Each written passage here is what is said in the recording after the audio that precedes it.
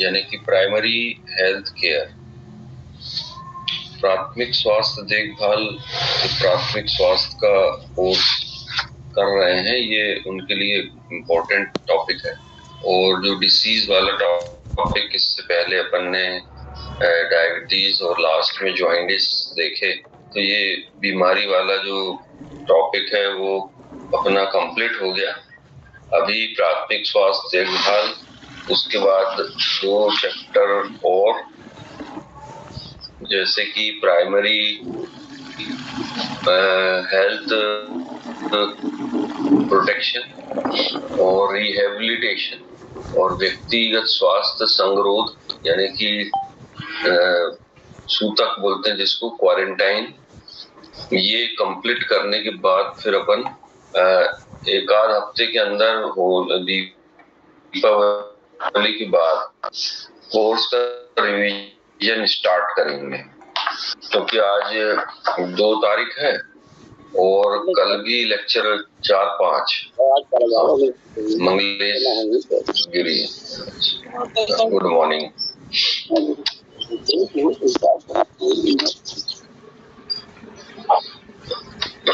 और उसके बाद जब अपन दोबारा ज्वाइन करेंगे मंडे के दिन से जो रहेगा, तो 1-2 दिन दीपावली की। Good morning sir. Good morning Munni. Sir book का फर्स्ट एडिशन चाहिए कि सेकंड एडिशन चाहिए?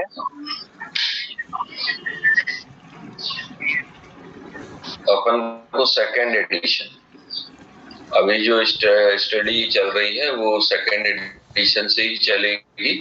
और फर्स्ट एडिशन का जो लोग पढ़ चुके हैं तो उसमें कुछ थोड़ा बहुत टॉपिक का फेरबदल हुआ है, तो टॉपिक के फेरबदल से कोई दिक्कत नहीं है।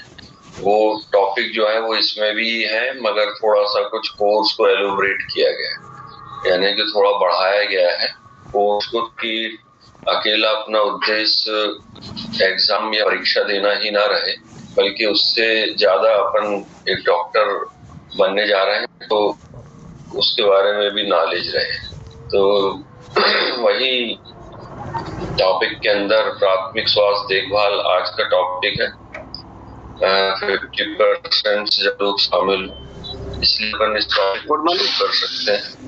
प्राथमिक देखभाल का मतलब प्राइमरी हेल्थ केयर।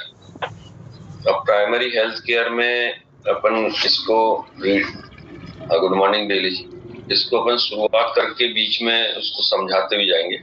और जो नया टॉपिक नई बुक में है वो प्राथमिक स्वास्थ्य देखभाल या प्राइमरी हेल्थ केयर के अंतर्गत प्राथमिक स्वास्थ्य देखभाल पूरे जीवन में निवारण, उपचार, पुनर्वसन और पीड़ाहारक देखभाल समेत की स्वास्थ्य आवश्यकताओं में से अधिक को कवर करता है।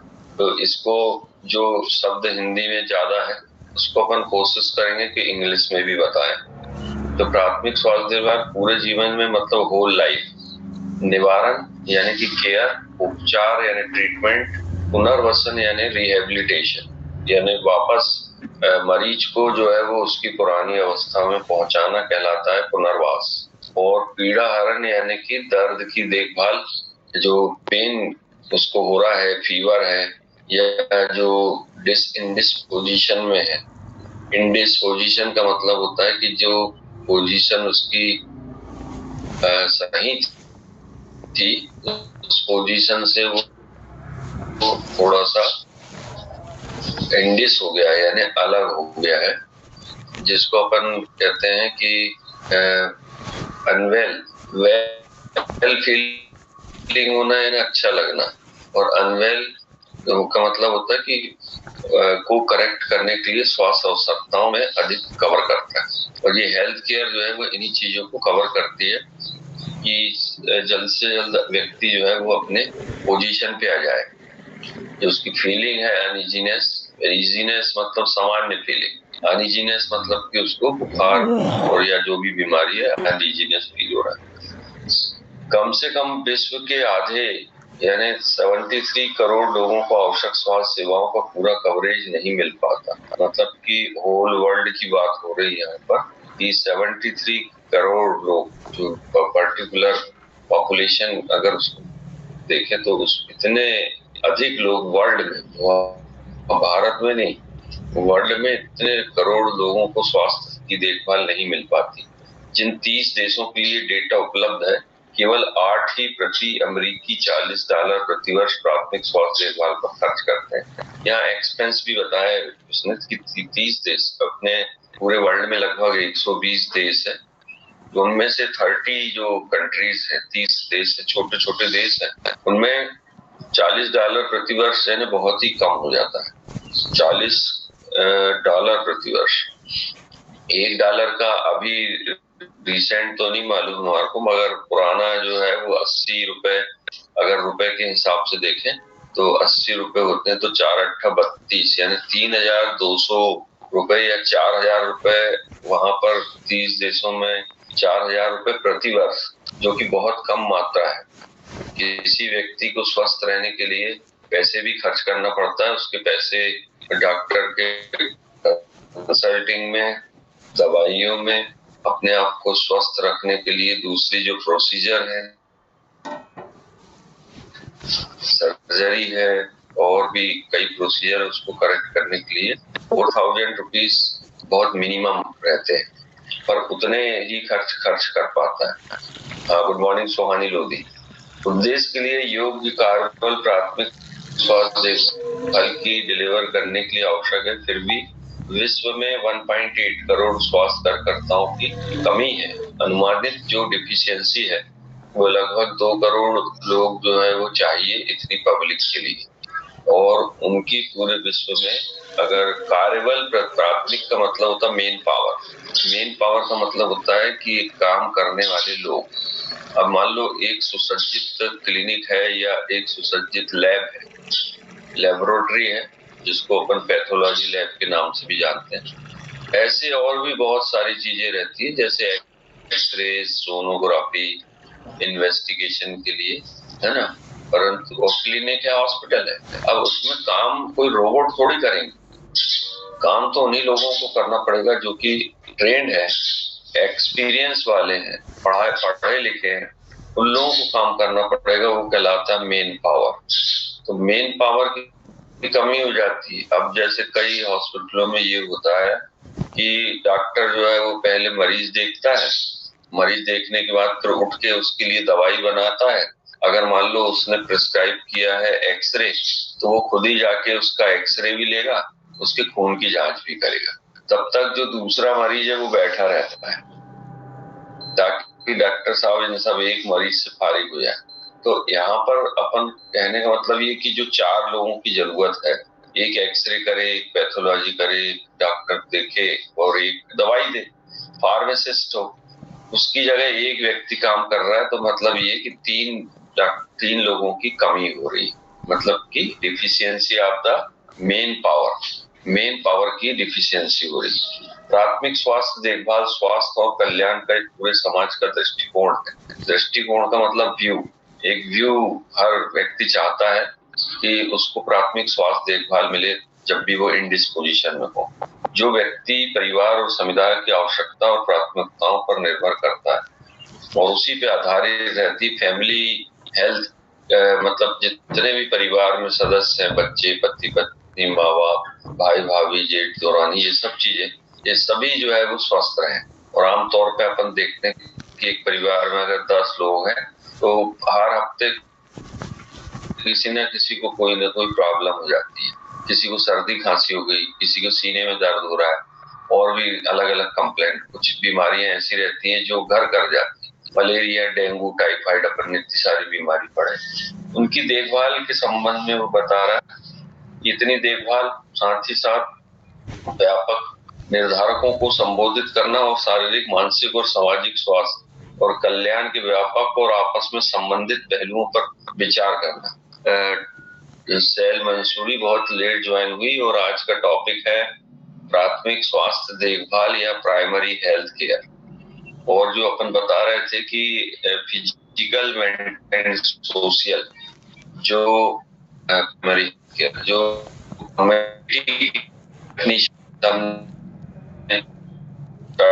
चैप्टर तो है तो WHO एक्सक्यूज मी सर, आवाज बहुत कट रही है सर, आपकी आधी अधूरी आवाज आ रही, जिसका सर की तंत्र से ज्यादा बस ये आवाज इसलिए कट रही है कि हम हॉट स्पॉट लेट पर लाइट प्रवीण कुमार जी, आप अपना वीडियो ऑफ कर दीजिए प्लीज। पहले कि आ गया है कि नहीं आया नेटवर्क, लाइट गोल होने से चला जाता है।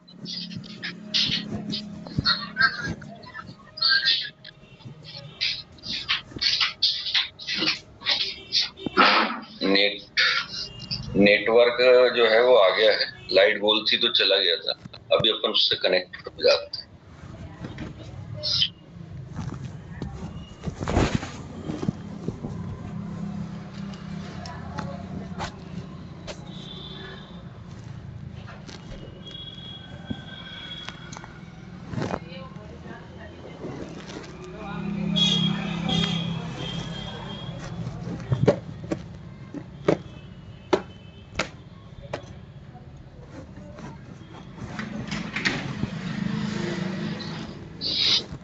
अब जो है वो अपना वाईफाई से कनेक्टेड हो गया है, हॉट स्पॉट से अपन ने हटा दिए तो इसकी क्वालिटी भी सुधर जाएगी। थोड़ा सा 1-2 मिनट वेट करना पड़ेगा क्योंकि एक से दूसरे नेटवर्क में जाता है तो वो ठीक है। ये 100% अपन ने साउंड कर दिए।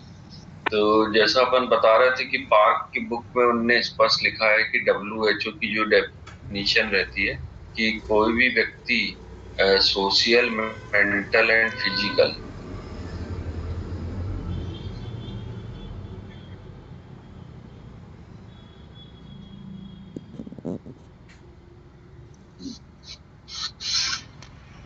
कोई भी व्यक्ति सोशल, मेंटल, फिजिकल और स्पिरिचुअल रूप से अगर स्वस्थ होगा तो वही व्यक्ति स्वस्थ माना जाता है। ये हेल्थ की डेफिनेशन।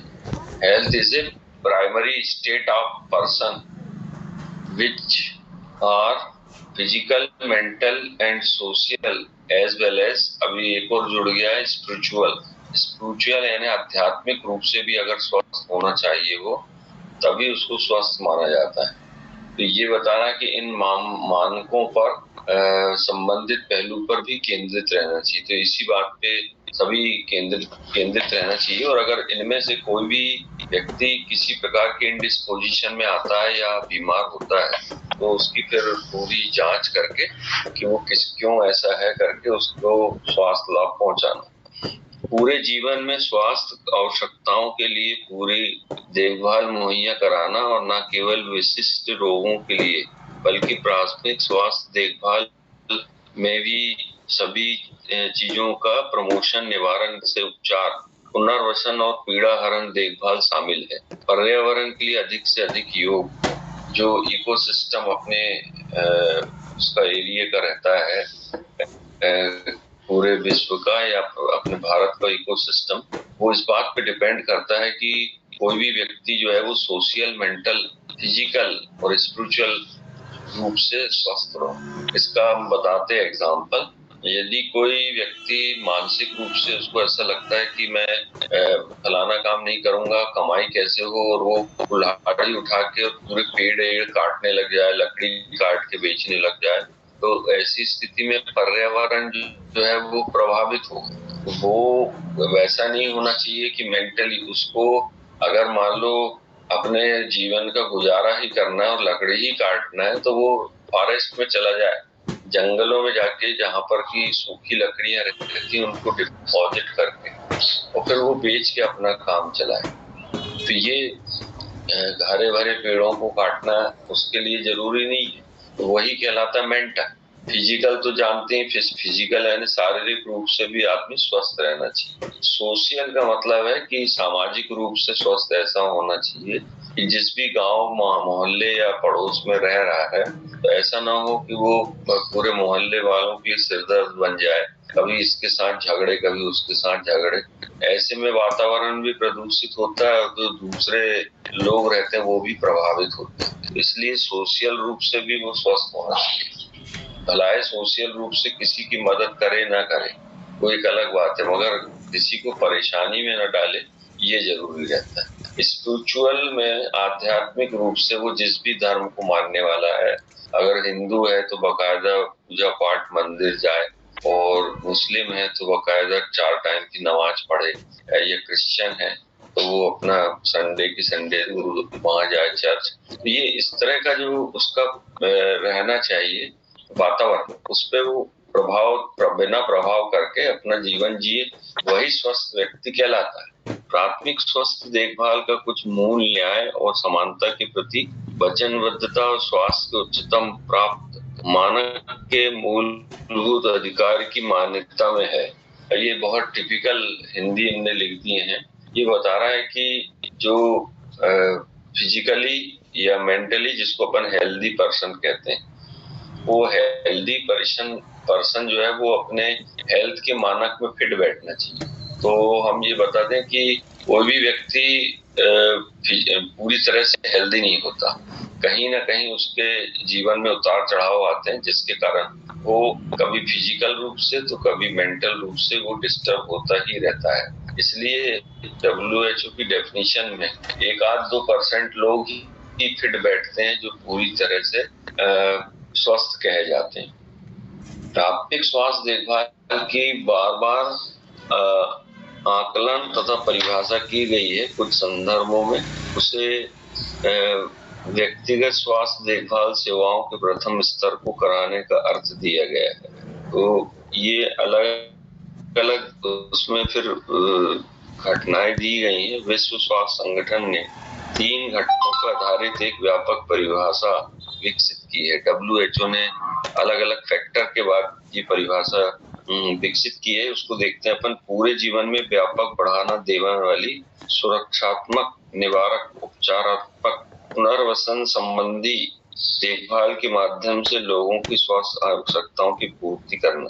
ये उसी चीज को रिपीट किया गया है। प्रिवेंटिव, क्यूरेटिव, ट्रीटमेंट और रिहेबिलिटेशन, ये सभी चीजें उसमें शामिल रहे।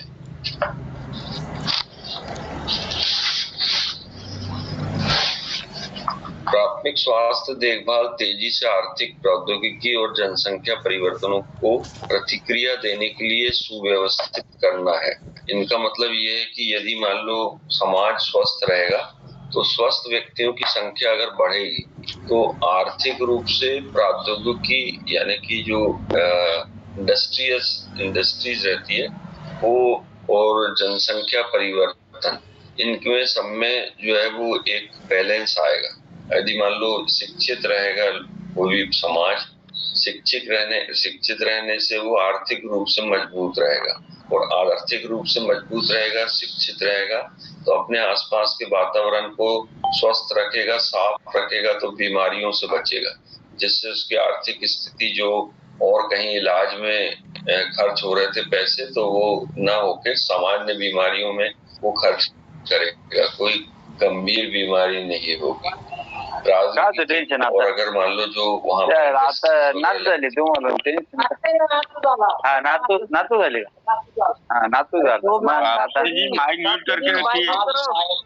सोमनाथ जी कापसे जी जो है वो मरीज देखने के साथ साथ जो है वो पढ़ाई भी कर रहे हैं कि नहीं कर रहे हैं, परंतु माइक उनसे खुल जाता है। तो ये जो प्रौद्योगिकी यानी कि जो इंडस्ट्रीज रहती हैं, किसी इंडस्ट्रीज में जब इंटरव्यू होते हैं, जो HLL हिंदुस्तान लीवर लिमिटेड जो छिंदवाड़ा में एक कंपनी है, वहां पर पहली बार खुली थी 1978 और वो HLL कंपनी जो है वो एक्चुअली बॉम्बे में है, परंतु रॉ मटेरियल छिंदवाड़ा के आसपास से जाता था। वहां पर उन्होंने विचार किए कि क्यों ना अपन ऐसा करें कि एक कंपनी छिंदवाड़ा में खोलें, और माननीय कमलनाथ जी के नेतृत्व में वहां पर जो है वो एक कंपनी खुली। हम इसलिए बता रहे हैं कि हम उसमें गए थे वहां पर इंटरव्यू की पोजीशन देखने या वहां पर प्रोसेस देखने।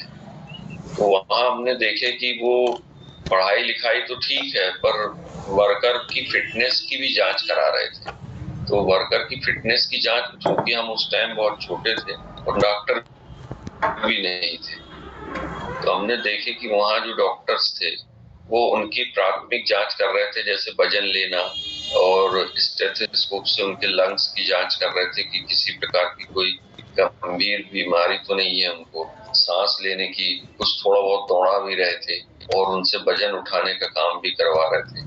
तो वहाँ जो लोकल गांव के ऐसे बेरोजगार लोग जो खेती किसानी में ज्यादा इन्वॉल्व नहीं होना चाहते थे, वो वहां पर पहुंचे थे।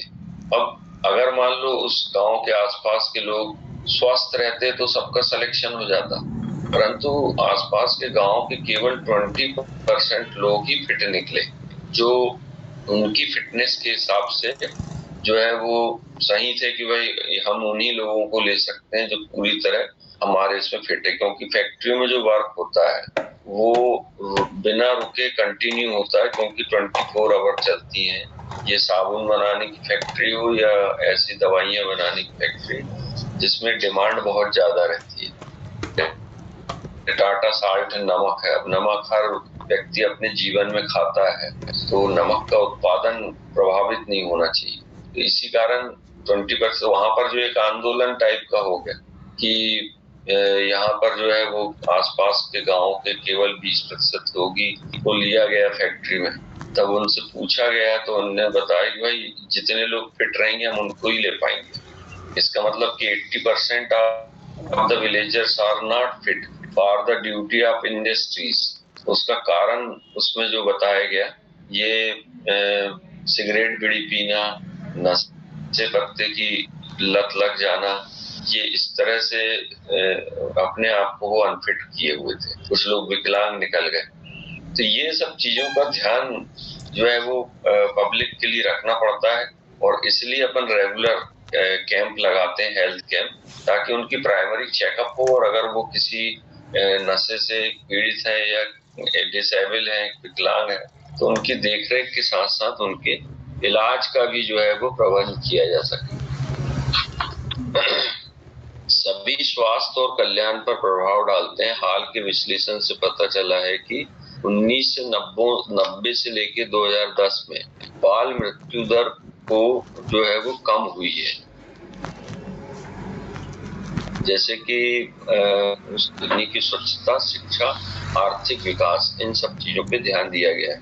बाल मृत्यु दर कहलाती है फीटेलोसाइड की भ्रूण हत्या, या फिर जो न्यूबॉर्न बेबी डेथ जिसको अपन बोलते हैं। न्यूबॉर्न बेबी पैदा होते साथ ही बहुत सारे बच्चे अपना जीवन वहीं पे समाप्त कर देते थे। उसका कारण था कि वहाँ का शिक्षा, माँ बाप को शिक्षा और स्वास्थ्य और जो बेसिक चीजें हैं उनको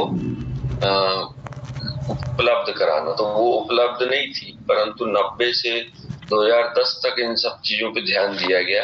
पानी स्वच्छ मिले, वातावरण स्वच्छ रहे, शिक्षा हो, और आर्थिक रूप से मजदूर है या खेती और किसान है वो अपना ये इसकी खेती अच्छे से कर सके, तो वो उसमें फिर वो शिक्षित होते गए, तो उससे मृत्यु दर कम होती चली गई।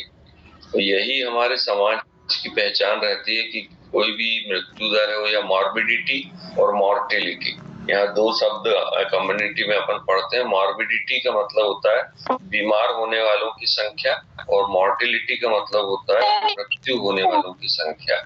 तो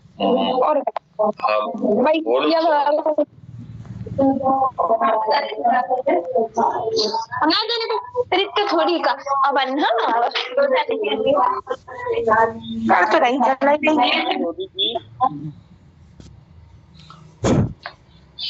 सुहानी लोधी ने माइक खोल ली थी और अपन ने बंद कर दी उसको। तो ये अपन उसको दृष्टिकोण को लेके या एक एम को लेके चलते हैं जो समाज में बदलाव लाता है। अपने स्वयं का परीक्षण, उनका स्वास्थ्य कल्याण के उत्पादन में महत्वपूर्ण कार्यकारकों के रूप में लोगों और समुदाय से व्यवहार करना जरूरी रहता है, और उसके लिए जो है वो पूरी तरह डिवोटेड होना पड़ता है। यानी कि involvement of the particular person, और वो इन्वॉल्वमेंट जो है वो रखना चाहिए। प्राथमिक स्वास्थ्य देखभाल स्वास्थ्य और कल्याण के आज के प्रमुख कारणों और खतरों को संबोधित करने के लिए, साथ ही साथ आने वाले समय में स्वास्थ्य और कल्याण को खतरे में डालने वाली उभरती चुनौतियों को संभालने के लिए प्रभावशाली होता है। ये कार्यक्रम पद्धति सिद्ध हुई है, अच्छे मूल्यवान निवेश भी सिद्ध हुआ है, क्योंकि ऐसा प्रभाव है कि गुणवत्ता पूर्ण स्वास्थ्य देखभाल किसी व्यक्ति को लंबे समय तक स्वस्थ रखने में कारगर होता है। मतलब जो इसकी क्वालिटी रहती है, क्वालिटी ऑफ द ट्रीटमेंट, वो लंबे समय तक स्वस्थ रखता है व्यक्ति को, और जल्द से जल्द जो है वो रोगों से अलग कर देता है। इसमें क्वालिटी ऑफ ट्रीटमेंट का मतलब होता है, यदि आपके पास मरीज आया है तो आप उसको ऐसा लगता है कि भाई इसको सिंपल एंटीबायोटिक दे देते हैं, इससे इसको नुकसान नहीं होगा या आर्थिक नुकसान नहीं होगा। जनरली कुछ डॉक्टर्स हमने देखे कि इन्वेस्टिगेशन कराने से गुरेज करते हैं कि अगर ये इन्वेस्टिगेशन मैंने कराया तो इसके और पैसे खर्च होंगे। तो बात तो आपकी ठीक है, आपने दिमाग में बिठा ली कि उसका पैसा ज्यादा खर्च नहीं कराना चाहते, परंतु यदि वो आपके इन्वेस्टिगेशन के लायक अगर ऐसा लग रहा है कि भाई इसको मलेरिया है और आपने देख लिए, पर मलेरिया की दवाई आप उसको तब तक नहीं दे सकते जब तक कि ये प्रूफ ना हो जाए कि उसको PS4-MP पॉजिटिव है या टाइफाइड पॉजिटिव है, क्योंकि वो उसके बाद अगर अपन ने दवाई दे दी है एंटी मलेरियल तो उसको वो रिएक्शंस करेंगे या उतना एक्शन नहीं करेंगे जितना आप चाह रहे हैं। अब आप मान लो बिना इन्वेस्टिगेशन के उसको दे देते हैं तो उसकी हालत बिगड़ेगी तो वो जाएगा बड़े अस्पताल या बड़े डॉक्टर के पास, वहां वो डॉक्टर से वही इन्वेस्टिगेशन कराएगा जो आप नहीं कराना चाह रहे थे, तो आफ्टर ऑल उसके पैसे तो खर्च हो ही गए। तो इसी कारण जो है वो ऐसा लगता है अननेसेसरी नहीं, और ऐसा लगता है कि आपको कराना चाहिए, तो आप बाकायदा उसको बोल सकते हैं कि इसमें जरूर खर्चा थोड़ा सा होगा, मगर उचित इन्वेस्टिगेशन के अभाव में मैं ट्रीटमेंट भी उचित नहीं कर पाऊंगा, तो उसको आप बता सकते हैं। और अगर ये नहीं कराना चाहता तो उसको वो भी बोल सकते हैं कि आप ये दवाई खा लें, फिर बड़े अस्पताल जाके और आप दिखा लें, मेरे को ऐसा डाउट है, तो वो फिर अपना खुशी खुशी उसको चला जाएगा और वहां जाके वो बताएगा भी कि मुझे डॉक्टर ने आपके पास भेजे हैं, और जब कभी छोटी मोटी बीमारी होगी तो रिपीट आपके पास आएगा। तो इसलिए विश्वास बनाए रखना जरूरी रहता है, उसको समझाना पड़ता है कि ये इन्वेस्टिगेशन कराना जरूरी है। स्वास्थ्य सेवाएं जो जन केंद्रित होती हैं, प्राथमिक स्वास्थ्य देखभाल में महत्वपूर्ण फैक्टर्स रहते हैं जो जीवन रोधी महामारी सूक्ष्म जीवों जैसे स्वास्थ्य खतरों के निवारण में आवश्यक होता है। सामुदायिक सहभाग, शिक्षा, विवेकपूर्ण निर्धारण और निर्देशन आवश्यक सार्वजनिक स्वास्थ्य कार्रवाइयों जैसे कि पर्यवेक्षण के माध्यम से होता है। तो ये इसमें अलग अलग व्यू दिए हुए हैं इसमें कि किस तरह से आप उसको कर सकते हैं और ये कैसे प्रभाव डालती है। स्वास्थ्य ध्येय के अन्य क्षेत्रों में जिसमें गरीबी, भूख, लैंगिक समानता, स्वच्छ पानी और सुरक्षा कार्य तथा आर्थिक विकास, असमानता और जलवायु कार्यक्रम भी शामिल होते हैं। कभी भी कोई सोनोग्राफी वाला आपको लालच अगर देता है कि आप एक काम करें, हम सेक्स डिटर्मिनेशन कर देंगे और उसके यूट्रस में फीमेल के पेट में जो है वो बच्चा बच्ची क्या है हम उसकी जांच कर देंगे, आप जो है बस मरीज भेजो और हम आपको कट दे देंगे, ऐसे किसी के लालच में नहीं आए। उसका कारण हम आपको बता दें कि इसमें जो लिंग वाला है उसमें कानून लगता है लिंग परीक्षण में, और ये हमारे से ज्यादा आप लोग अच्छे से जानते हैं कि लिंग परीक्षण कानूनी अपराध है, क्योंकि बहुत सारी ऐसी प्रजातियां हैं जो मेल चाइल्ड नहीं चाहती और कुछ ऐसी प्रजातियां हैं जो फीमेल चाइल्ड नहीं चाहती। राजस्थान के अधिकतर लोगों में जो है वो मेल चाइल्ड के प्रति रुझान नहीं रहता और वो फीमेल चाइल्ड चाहते हैं, क्योंकि कुछ भेड़िया जाति के लोग जो डांस वगैरह करते हैं ये करते हैं तो उनको फीमेल चाइल्ड की आवश्यकता रहती है। तो बाकी हिंदुस्तान में ज्यादा से ज्यादा लोग जो है वो मेल चाइल्ड की जो है वो कामना करते हैं। तो इसी कारण वो भ्रूण हत्या के ऊपर उतारू जाते हैं और 3 महीने के जो गर्भ रहता है उसको गिराने की कोशिश करते हैं। तो फेटलोसाइड के अंतर्गत कानून लग जाता है। अब आपने जैसे किसी पेशेंट को भेज दिए कि वो सोनोग्राफी वाला जाने और हम जाने, तो ऐसा नहीं होता। आप मरीज को डायरेक्ट बोलो भाई हम किसी को रेफर नहीं कर सकते, आप और कहीं कराना चाहते हैं तो आप करा लें, क्योंकि आजकल जो नई मशीनें आ रही हैं ये सोनोलॉजिस्ट भी जानते हैं कि नई मशीनों में एक चिप वहीं से लगी हुई आती है, कंपनी से ही लगी आती है चिप। और अगर आपने उसमें सेक्स डिटर्मिनेशन के लिए कोई ऐसा प्रयोग किए या उसकी कोशिश की है तो वो चिप के माध्यम से डायरेक्ट खबर पहुंच जाती है स्वास्थ्य मंत्रालय की मशीन क्रमांक जो सीरियल नंबर रहता है जो कि इस एड्रेस पे डिलीवर्ड हुई है वहां पर सेक्स की जांच हो रही है लगातार। तो ऐसे में फिर तुरंत उस पर छापा पड़ता है और फिर जो जिन लोगों ने रेफर किए या जिनके मरीज हैं जो ऐसा वो बताएंगे कि हमको फलाने डॉक्टर ने भेजे थे यहाँ पर सेक्स डिटर्मिनेशन के लिए, तो वो भी लपेटे में आ सकते हैं। तो ऐसा कोई भी प्रयास ना करें। यहाँ पे यही बता रहा हूँ कि लिंग भेद में लैंगिक समानता नहीं रहेगी। अभी भी अपने भारत में जो अगर रेशो देखें अपन तो हर 930 लड़कियों पे हजार लड़कियों पे 930 लड़कों पे 930 लड़कियां हैं। तो ऐसे में जो है वो रेशो गिरते चला जाएगा। जो अलग अलग राज्यों में अलग अलग है, केरल में जो है वो 1100 फीमेल चाइल्ड पे 1000 मेल चाइल्ड है, मतलब नंबर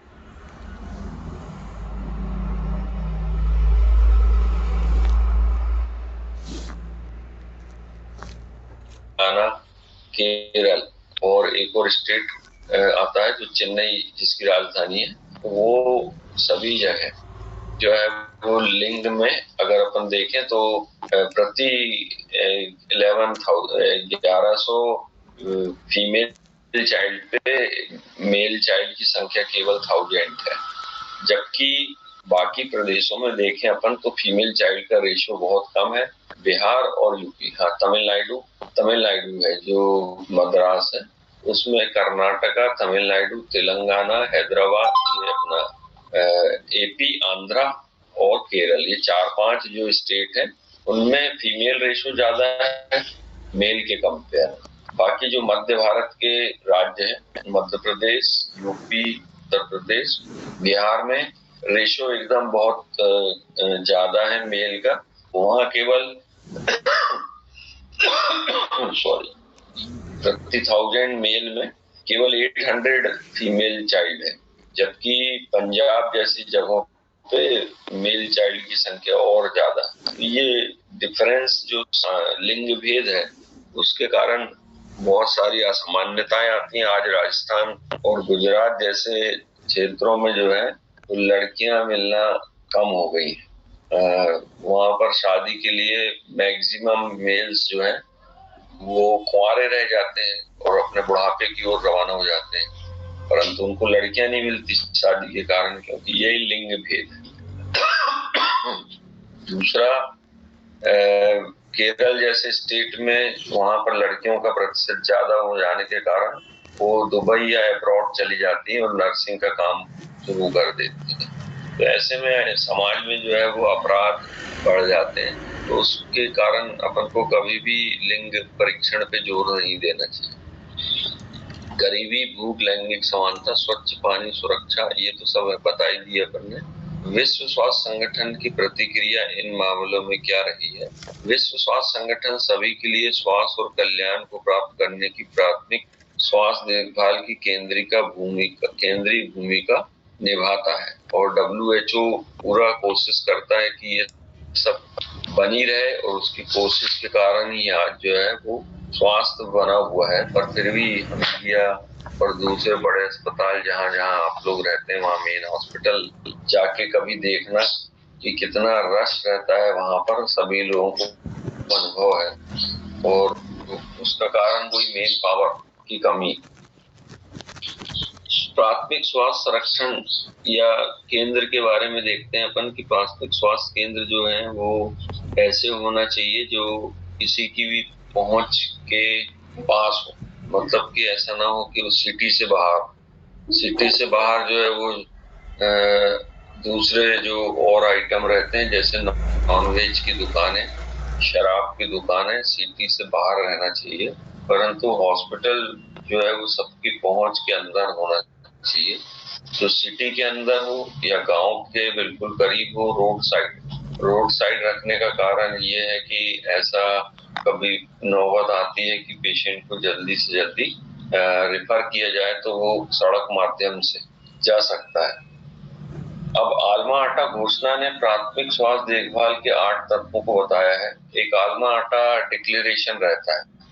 आल्मा आटा डिक्लेरेशन के बारे में हम जो है वो संक्षेप में बताएं कि सन 1978 में जो कॉन्फ्रेंस हुई थी WHO की UN में, यूनाइटेड नेशन जो न्यूयॉर्क में कॉन्फ्रेंस हुई थी WHO की, तो उसमें एक डिक्लेरेशन किया गया, आल्मा आटा डिक्लेरेशन कहलाता हो, और उसमें कुछ चीजें बुनियादी जो है लगभग 8 से 10 चीजें रखी गई और उसी पे पूरी टाइम काम होता है। तो वो कौन कौन सी चीजें थी वो अपन बताएंगे। पहला, समुदाय की ज्वलन स्वास्थ्य समस्याओं की रोकथाम नियंत्रण के बारे में लोगों को शिक्षित करना। पहला है हेल्थ एजुकेशन। हेल्थ एजुकेशन में जो अपन बताते हैं, चाहे बच्चे हों या बड़े हों, उनको पर्सनल हाइजीन के बारे में बताते हैं कि रोज नहाना, संतुलित भोजन करना, नाखूनों को, बाल को समय समय पे काटना, और जो अपने कपड़े हैं या पहनने के कपड़े या धोने इसके वापरने के कपड़े हैं उनको समय समय पर धोना।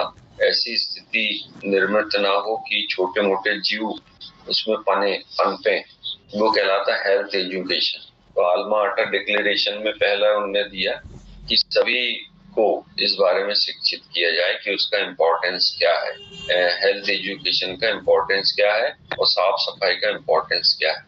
ये उनने पहला एक नियम रखा और उसी पे जो है वो कई लोग सिर्फ इसी पे पॉइंट लेके काम करते हैं, उनका ट्रीटमेंट है इससे कोई मतलब नहीं, बस वो इसी बात का अवेयरनेस या जागरूकता कार्यक्रम चलाते हैं कि स्वास्थ्य, पर्सनल हाइजीन और स्वास्थ्य साफ सफाई, ये सुरक्षा कैसे किन किन बीमारियों से बचा। दूसरा, खाद्य पदार्थों के वितरण को बढ़ावा देना और समुदाय को के पोषण स्तर को सुधारना। जो distribution of the food and control the disease, ये जो खाद्य पदार्थों का वितरण यानी डिस्ट्रीब्यूशन है वो सामान्य रूप से होना चाहिए। इसी कारण जो है वो राशन की दुकानों का एक कॉन्सेप्ट आया कि सभी व्यक्ति को इतना इतना अनाज मिलना गवर्नमेंट की प्राथमिकता रहेगी। तो आज अपन देखते हैं कि 1 रुपए किलो में चावल और गेहूं जो कि बहुत मिनिमम दर पे पब्लिक को मिलता है, और ऐसे पब्लिक जो ब्लू लाइन में या बिलो पॉवर्टी लाइन में आते हैं, BPL में, तो उनको ये सब चीजें मिलता है। इसमें पोषण के लिए जो है वो गुड़ भी शामिल किया गया, दलिया भी शामिल किया गया और तेल की मात्रा, शक्कर, ये सब चीजों को शामिल किया गया है, मिट्टी का तेल, केरोसिन ऑयल वगैरह, ताकि वो अपने जीवन स्तर को सुधार सके और स्वस्थ रह सके। ये दिया है पहला। दूसरा, खाद्य पदार्थों के वितरण, सामान्य रूप से वितरण और उनके पोषण को सुधारना। तीसरा, आल्मा आटा डिक्लेरेशन के अंतर्गत है समुदाय में स्वच्छ पानी प्रदाय करने की सुनिश्चित करना, बुनियादी स्वच्छता को महत्व देना।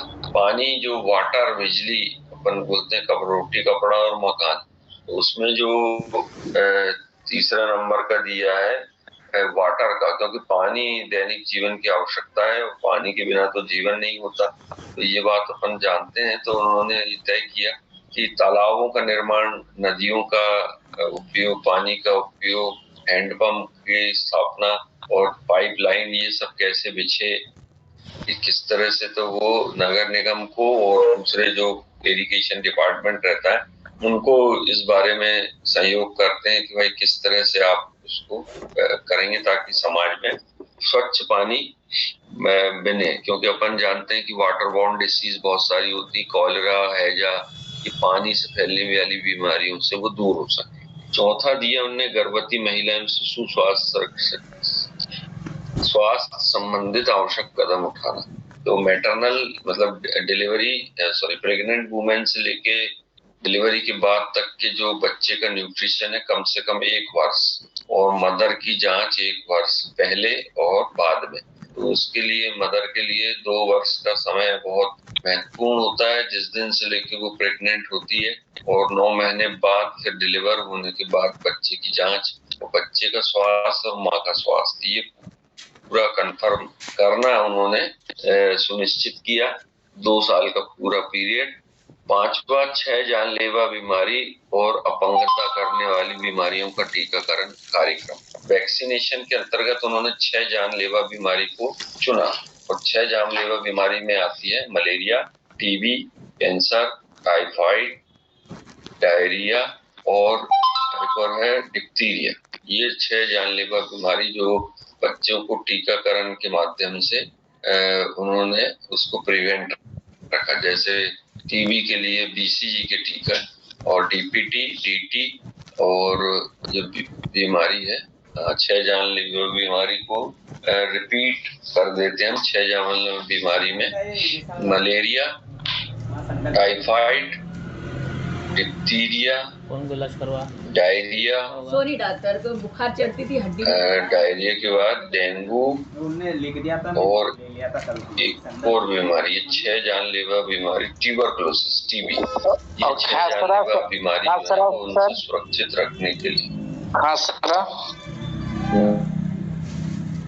मीजल्स, हाँ वो फिर मीजल्स का खसरा जो है वो मीजल्स रहती है, पर वो ज्यादातर मीजल्स में जो है वो टीके अगर लग जाएं तो बच्चे सुरक्षित हो जाता है, विकलांगता नहीं होती। जैसे पोलियो है, पोलियो का बच्चा विकलांग जरूर हो जाता है पर जानलेवा बीमारी नहीं कहलाती वो, तो विकलांग हो जाना। इसी प्रकार मीजल्स रहती है, मीजल्स में दाने उभर आते हैं, और अगर उसका बिल्कुल ट्रीटमेंट ना करे और कोई व्यक्ति ध्यान ना दे तो फिर जरूर उसको बीमारी जानलेवा हो सकती है। परंतु जितना भी अपन ने ये बीमारियां बताए, ये जानलेवा भी। मलेरिया मान लो, मलेरिया का आप ट्रीटमेंट मत करो, कुछ ही देर में वो मलेरिया 1-2 दिन में सेरिब्रल मलेरिया में कन्वर्ट हो जाएगा, और बच्चे के अंदर कीटाणु के इतने ज्यादा बढ़ जाएंगे प्लाज्मोडियम के कि डेथ भी हो जाएगी। मलेरिया से कितने लोग मरते हैं। तो जानलेवा बीमारियां के को और गंभीर बीमारियों को पहचानना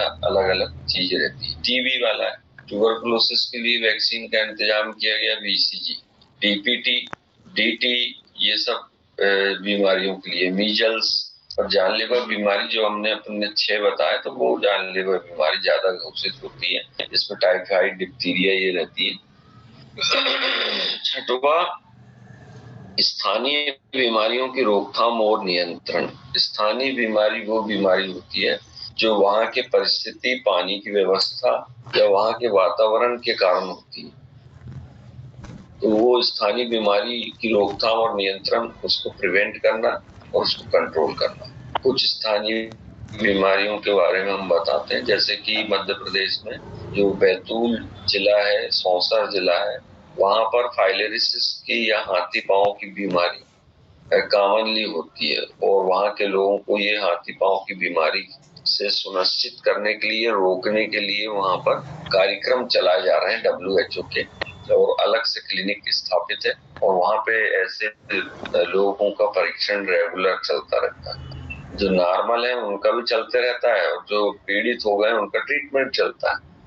नॉर्मल लोगों की जांच इसलिए होती रहती है कि अगर किसी में प्राइमरी स्टेज में ही अगर पकड़ में आ जाए तो फिर उसका ट्रीटमेंट स्टार्ट हो जाता है। इसी प्रकार मध्य प्रदेश में ही मंडला और महाराजपुर, नैनपुर, ये ऐसी जगह हैं, जिले जो जबलपुर से लगे हुए हैं।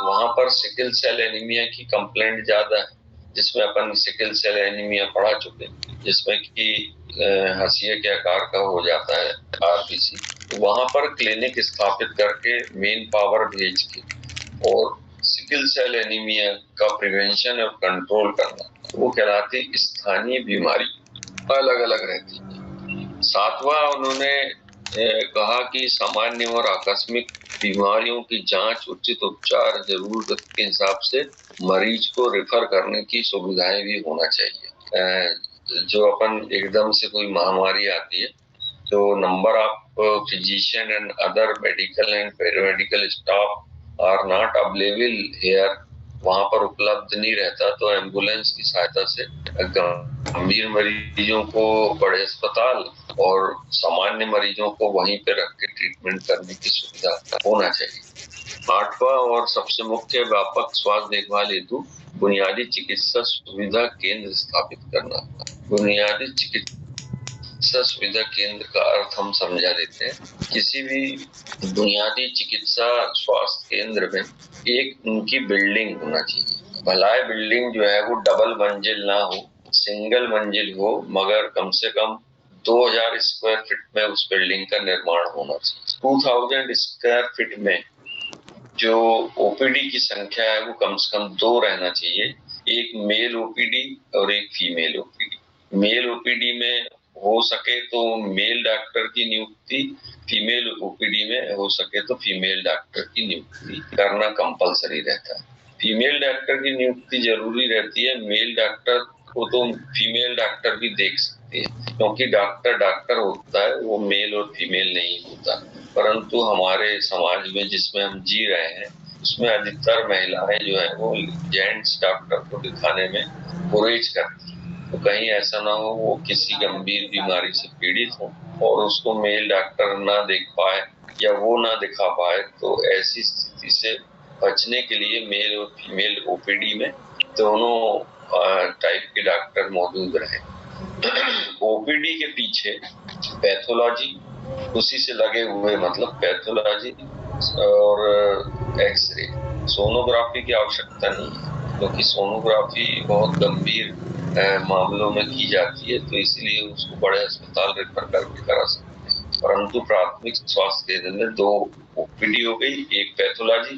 पैथोलॉजी में भी केवल जो हीमोसाइटिक इन्वेस्टिगेशन होते हैं, सीबीपी, एसआर, बीटीसीटी और जॉइंटिस के लिए bilirubin test, albumin test, urine test, semen test, इनकी सुविधाएं हो और एक कर्मचारी वहां पर, टेक्नीशियन वहां पर प्रेजेंट रहे, ये एक जरूरी रहता है पैथोलॉजी।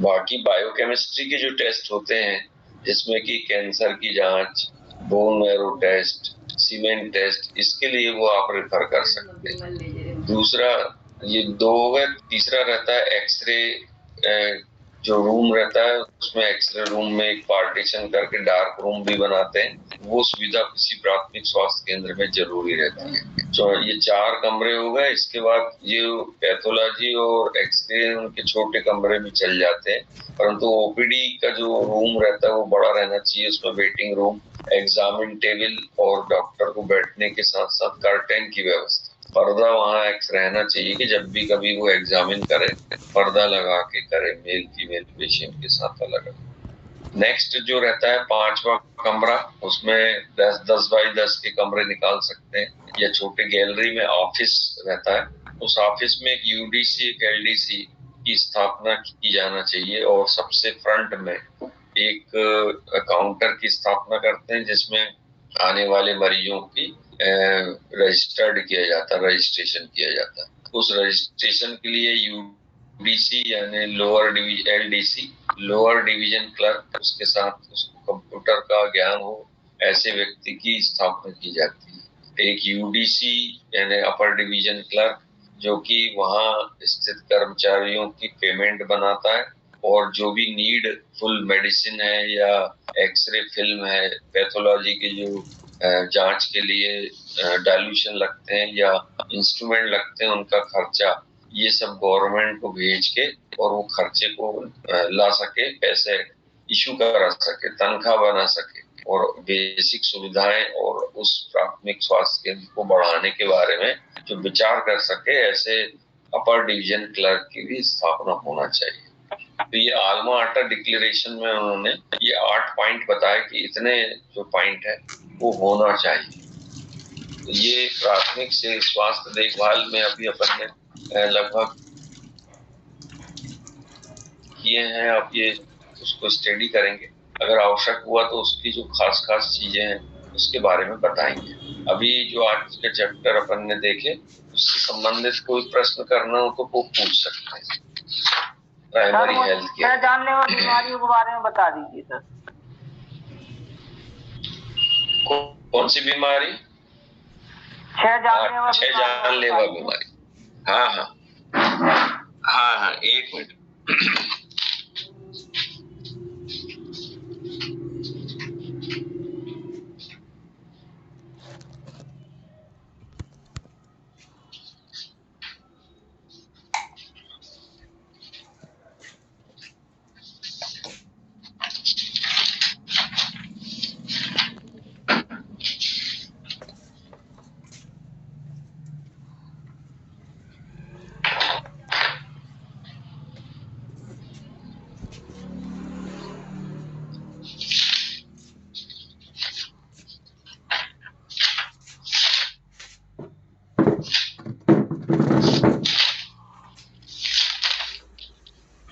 सर फाइलेरिया मच्छर के काटने से होता है क्या?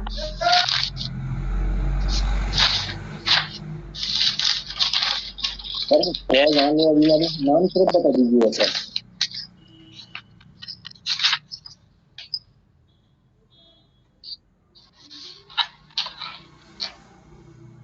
छह जानलेवा बीमारियां जो है वो जिनसे बचने के लिए टीके लगाए जाते हैं और वो आल्मा आटा डिक्लेरेशन के अंतर्गत भी इसमें किया गया है।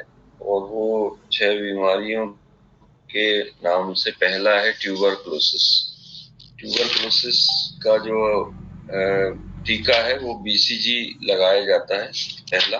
दूसरी जानलेवा बीमारी है मलेरिया, और मलेरिया के लिए कोई टीका नहीं लगाया जाता, उसका केवल इलाज किया जाता है। तो वो दूसरी बीमारी मलेरिया जो जानलेवा बीमारी। तीसरी है टाइफाइड, और टाइफाइड के लिए जो है वो डीपीटी का जो टीका लगता है वो लगाया जाता है टाइफाइड।